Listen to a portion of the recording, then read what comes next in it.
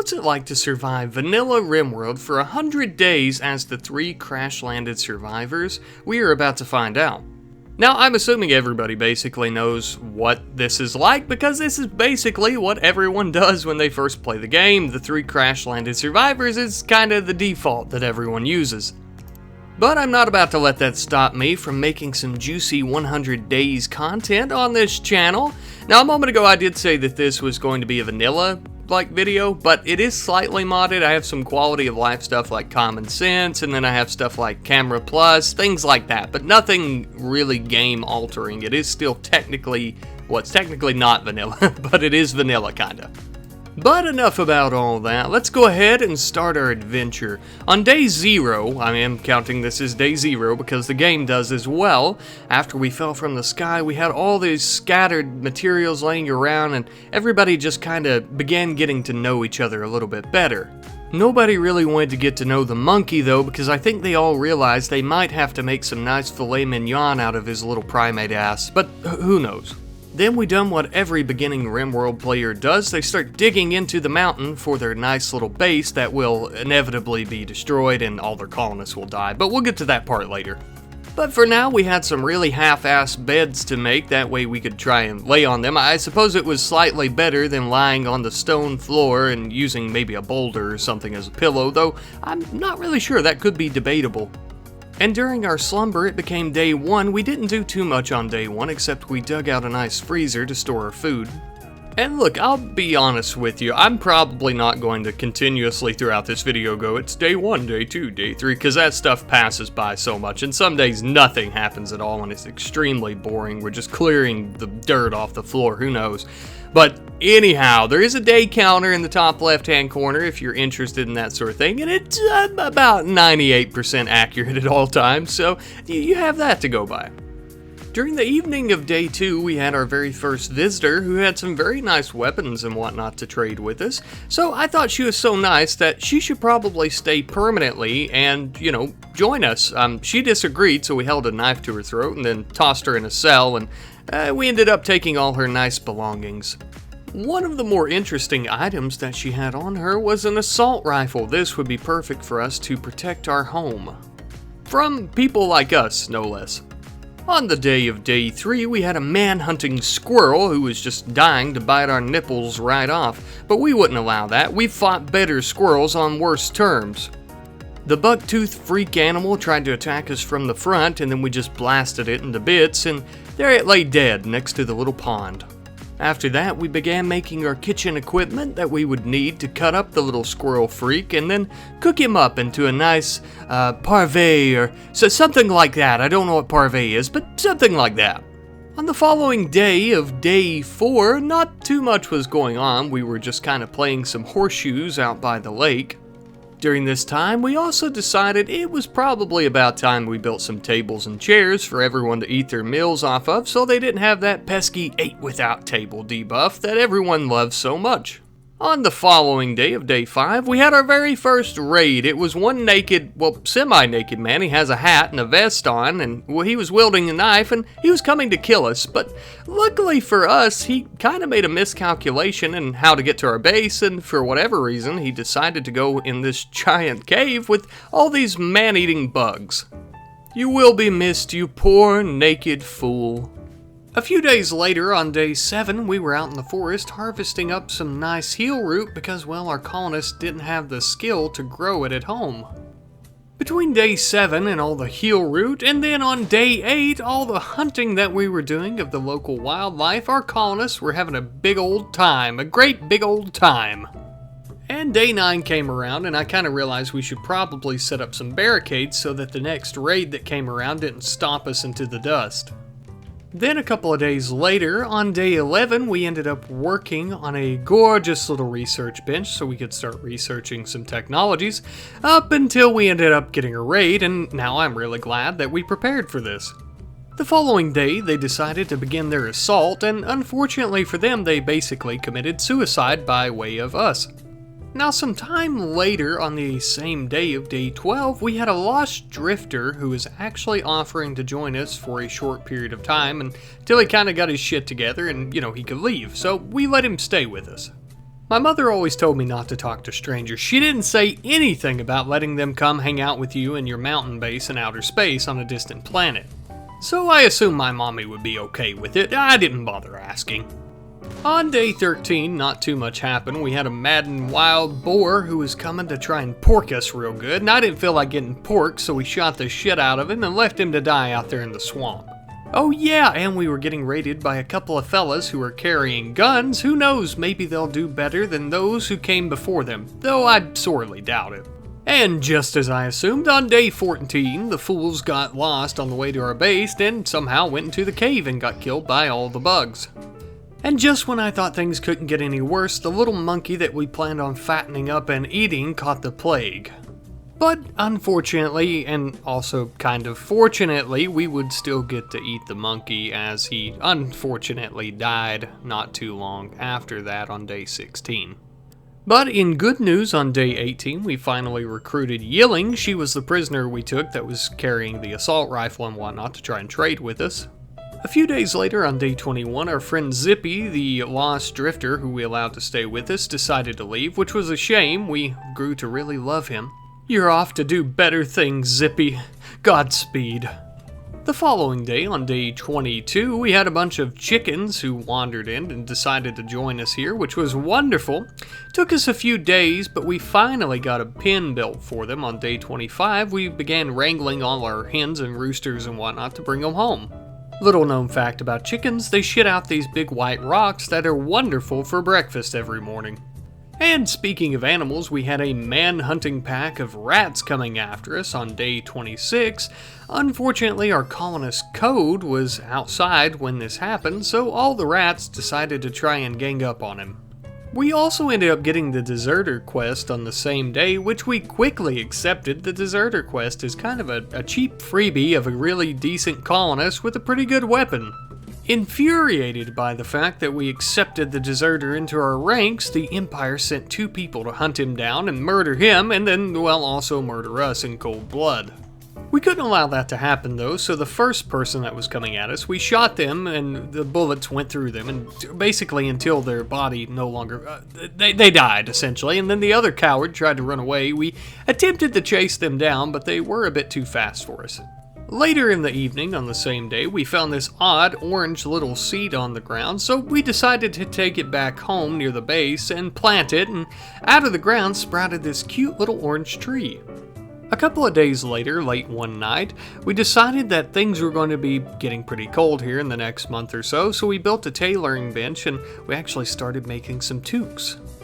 On day 29, unfortunately, I realized we hadn't grown enough food to feed our chickens, so we went out and slaughtered them all, and, it's a dog-eat-dog world, or chicken-eat-chicken, maybe?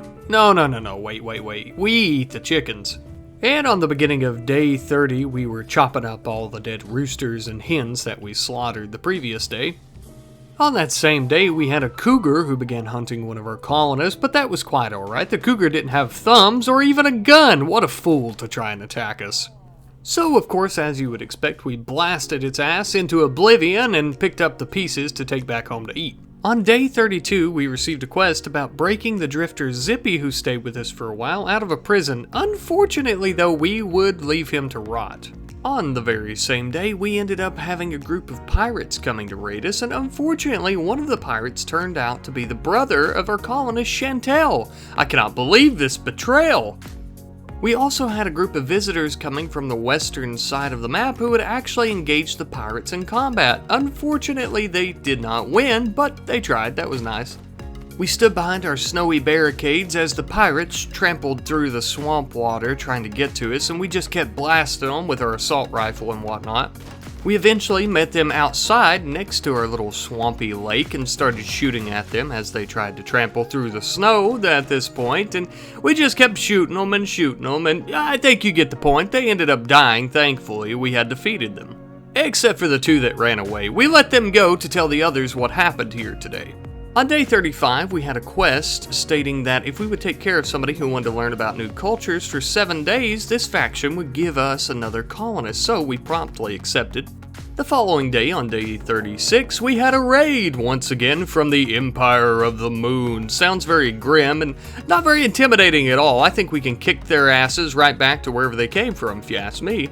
And so we did. We stood at the end of our little pier that we were building into the lake and just started firing bullets randomly into the forest until we hit enough of them that they started running away because their comrades had died from our random gunfire.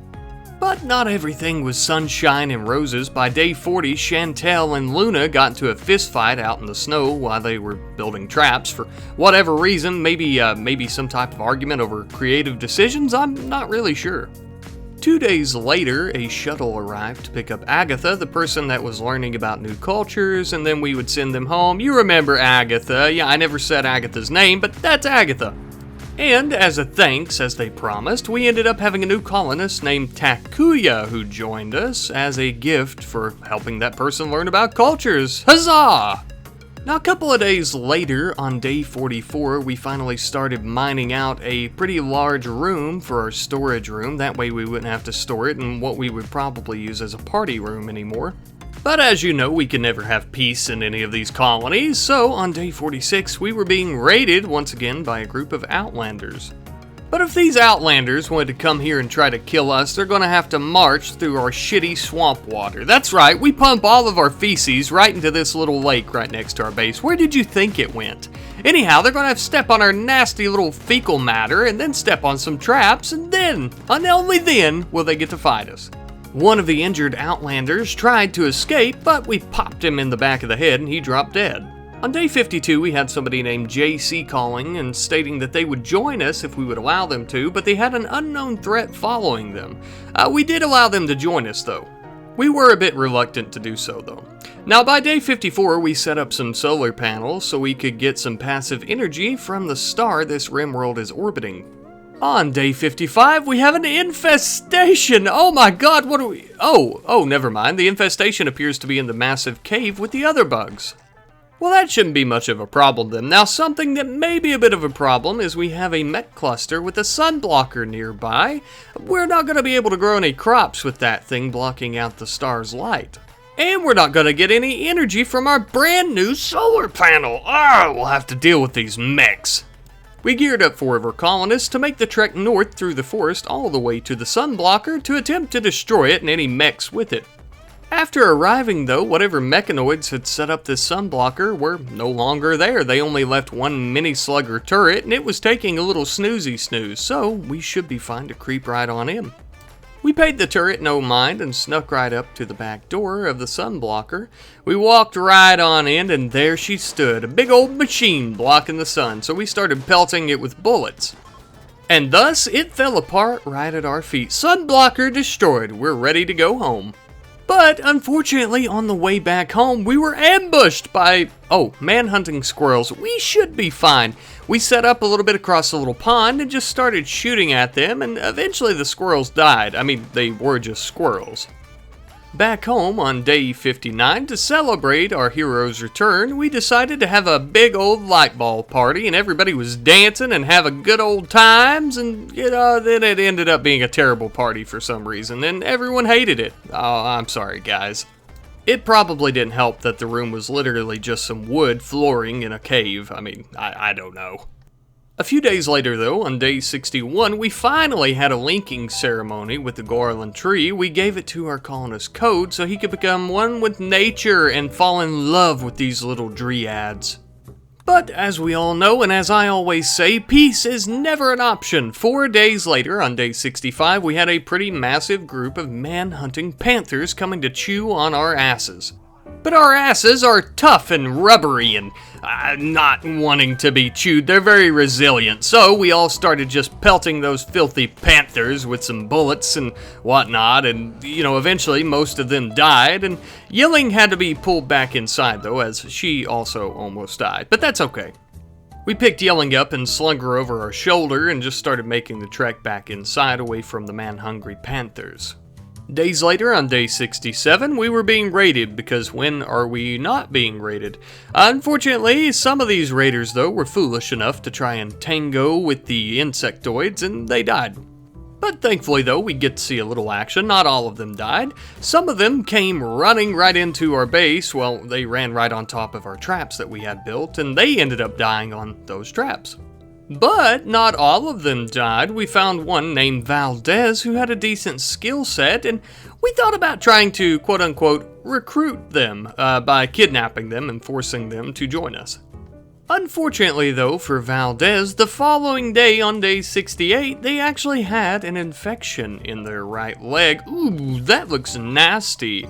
So instead of deciding to try and treat it, we actually decided maybe it'd be better if we just went ahead and chopped that right off for them. There we go, no more infection, good as new. Well, sort of. Now, a couple of days later though, on day 70, we actually discovered an outpost being held by the Empire of the Moon that was said to hold wonderful weapons and other items, so I kinda devised a plan that we would send out a small raiding party and try to kill whoever's there and take all their goodies. Our colonists made the very long trek all the way to the outpost through day 71, and all the way up until day 73 they finally arrived.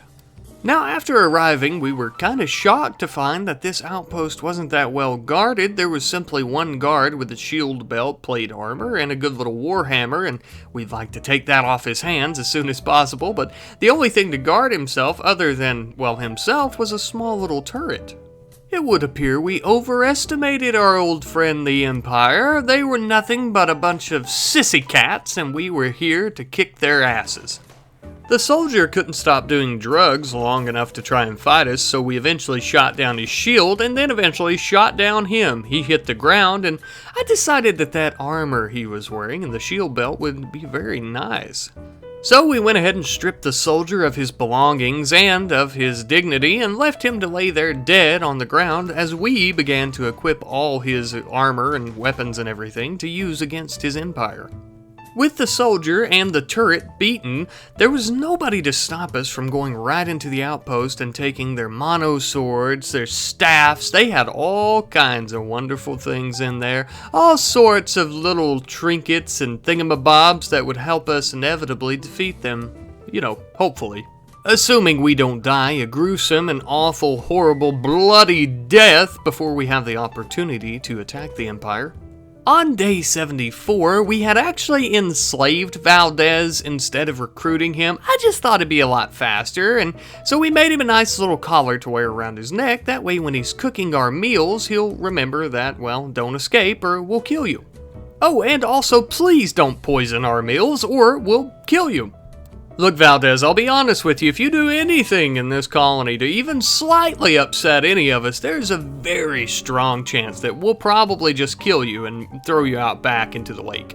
On day 75, we had some mad caribou who just went batshit crazy in the forest and decided to come and try and bite our little tushies. That was alright though, because we would go ahead and shoot at them. Can you believe though that we are already on day 75? We are 3/4 of the way there. Not much longer, folks. We're in the end game now. The caribou, however, are not in the end game now. They are dead. When day 77 rolled around though, we had a wild man that had entered the area, and I guess we had left the door open or something, and he somehow got inside and began eating our meals, so we decided to try and tame him. But wild men tend not to be like being fed corn from your hand, so we'll see how that goes. On day 78 though, we sent out Luna, and then eventually sent out Jacob to form a psychic link with the neuroformer things that we had found at the Empire of the Moon's outpost. Then, late one evening on day 80, we seen just how much the wild man really hated being hand-fed rice from the palm of our hands. He began to attack us, so thus our colonist had to engage him.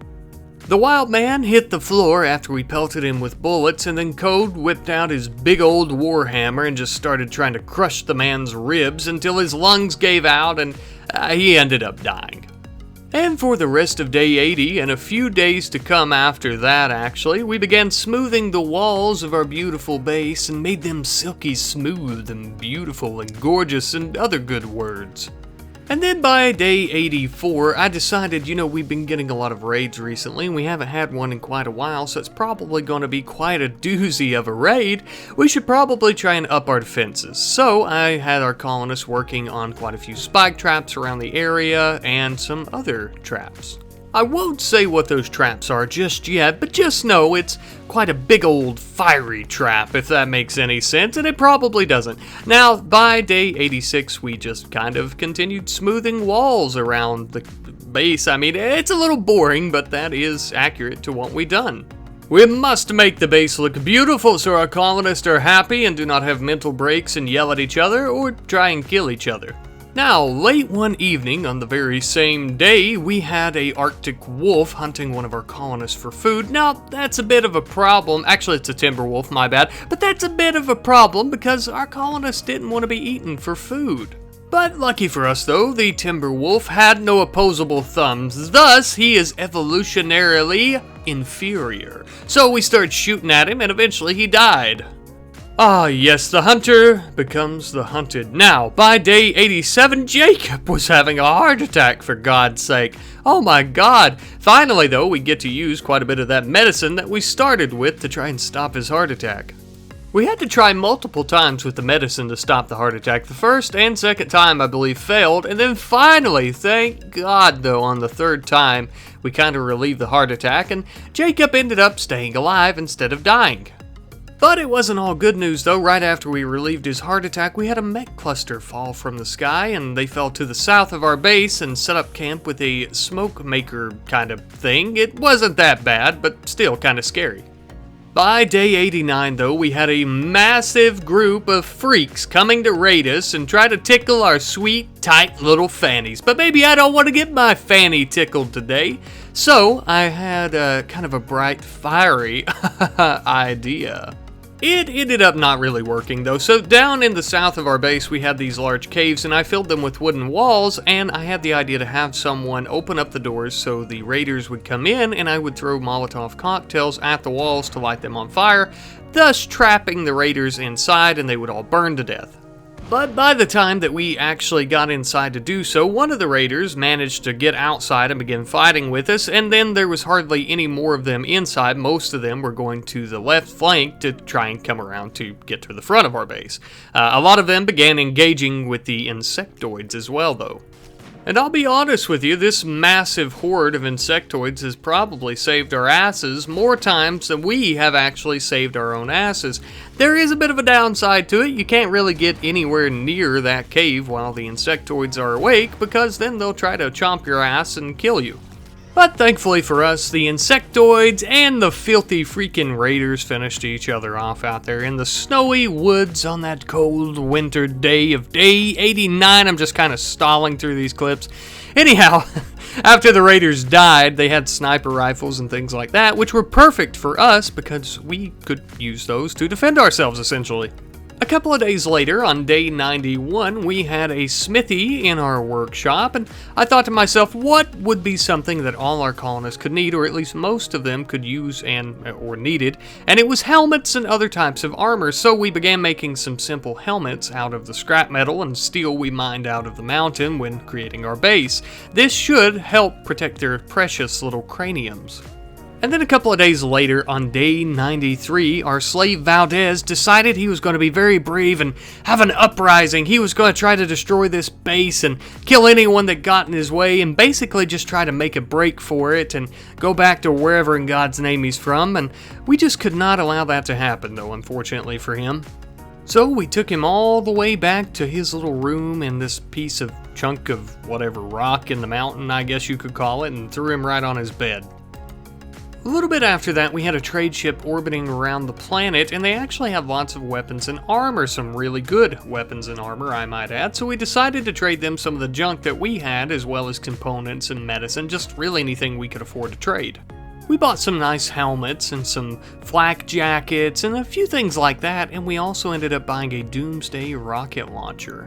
Why did I buy a Doomsday rocket launcher? Well, you'll have to wait until day 100 to find out, but don't worry, we are on day 95, so there's not too much time left, and you won't be left wandering for very long. I'm going to attack the mech cluster, okay? If that's what you wanted to know. If you really need to know, I'm going to attack the mech cluster. About a day or so later, though, and the night of day 96, I sent Jacob in because we were running really low on food. I sent him in to sneak into the insectoid cave and try to steal any food that they possibly had, such as dead horses? Yeah, horses, and things like that. That way we wouldn't die before day 100 of starvation. Jacob may have been a heavy-set fellow, but luckily he has the tiptoes of a champion. Later on the night of day 96 and a little bit into the morning of day 97, if you'll notice on the right side as we're planting rice, there is a section that says fire. I was not paying attention, and JC was actually having a bit of a fire starting spree, and I didn't notice until things got a little bit out of hand, I'll be honest.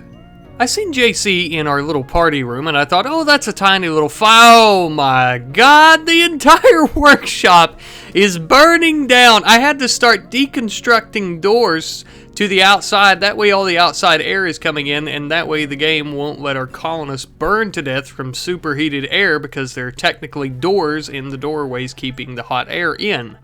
It took a while, but we finally got it put out, and then for the next few days we basically just survived until finally we hit day 100. We were gathered in our masses out in the snow, the beautiful snowy forest just outside the mech cluster. Valdez, our slave, was the one holding the Doomsday rocket launcher, as he was the most expendable. Everyone began marching towards the mech cluster with their weapons gripped tightly in their hands, just ready for battle. Though unfortunately we may have been slightly less ready than I anticipated, they began firing upon us, and we began trying to come in at them, shooting at them. We sent JC in with his mono sword, his shield belt, and stuff like that. And unfortunately you'll notice that we all started quickly hitting the ground. After Valdez hit the ground, I sent Takuya in to grab the Doomsday rocket launcher and try and shoot the mechs with it. And this didn't really work, as he was also knocked to the ground quickly by their charge rifles. This could be a bit of a problem. With Valdez and Takuya down, I sent Jacob in to grab the Doomsday rocket launcher at the last second and finally get a shot off at the mechs, and they're still alive. It injured them, but it did not kill them. It's not what I was hoping for. And now with Jacob down after trying to destroy the mechs, it would now be up to Luna and Yilling to try and save us all and destroy these filthy mechanoids. But unfortunately, I don't believe they will be successful in this endeavor. With Luna now down, it would only be up to Yilling to make her last stand and maybe save us all, but I highly doubt it. I think we're all going to die. Though, I will be honest, it was very impressive and very awesome to watch Yilling make her last stand there in that small little pond kind of swamp area with her sniper rifle in a forest of flames and snow just coming down and ashes everywhere and burning trees, and just, it was awesome to see all this and watch her make that last stand against the mechanoids. This has been a lot of fun.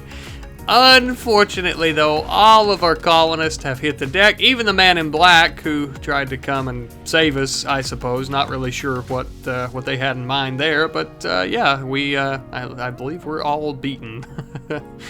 Alrighty though, guys, thank you so much for watching this video. This has been so much fun, and this has been what it is like to survive for 100 days in vanilla RimWorld as the 3 crash-landed survivalists, or colonists, I should say, the survivors, essentially. This has been a lot of fun, though. I hope you guys have enjoyed, and thank you guys for watching, man. Thank you for your support on the channel and the videos. I hope you guys like the day counter I put in the top left-hand corner of this video. I'm going to try to do that in every 100-day video, as I really should have been doing from the start, and try to give you guys some more detail on what goes on day to day instead of just big clumps of like 15 days missing and things like that, because that shouldn't really be how these videos are made, it seems. But thank you guys so much for watching. I love you guys. I hope you've had a lot of fun with this. I know I have, and I will see you in the next one. Goodbye.